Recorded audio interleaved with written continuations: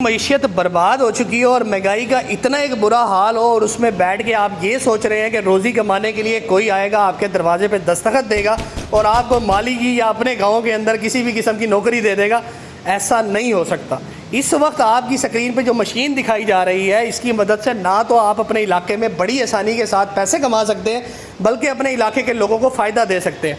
हमारा पंजाब बागात से भरा पड़ा है। बागात के अंदर गोडी करना आज तक इतना मुश्किल और इतना पुराना तरीक़ाकार है कि कई की मदद से गोडी की जाती है और कई घंटों के बाद 1 एकड़ की गोडी होती है। तो इस मशीन को ख़रीद के आप अपने इलाके के अंदर पैसे कमा सकते हैं। किराए की सूरत में इसको चलाकर आप बड़ी ही आसानी के साथ गोडी करके अपने इलाके के लोगों को फैसिलिटेट भी कर सकते हैं और इससे पैसे कमा सकते हैं। तो भाई ये 13 हॉर्स पावर की पेट्रोल इंजन की मशीन जो आपकी स्क्रीन के ऊपर दिखाई जा रही है, ये आपके रोज़गार का ज़रिया बन सकती है।